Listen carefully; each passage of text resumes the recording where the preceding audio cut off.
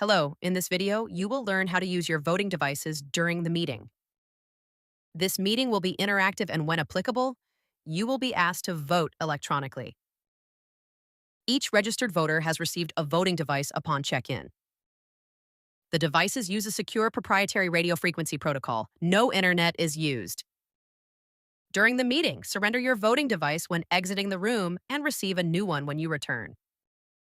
At the end of the meeting, return voting devices to the staff or bins at the exits. Devices do not work outside of the room and have a high replacement cost. How to vote. The moderator will declare the vote open. Press the button that corresponds with your answer. For example, 1A equals yes, 2B equals no, and 3C equals abstain. Your vote is submitted automatically. You do not need to press the send button, paper plane. You may change your mind while the vote is open, but you cannot vote after the moderator declares the vote closed. Only respond when the vote is open. OK will appear on your keypad display. Patience.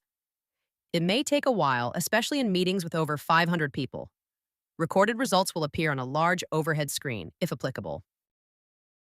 Voting devices go to sleep automatically. Wake them up by pressing any button.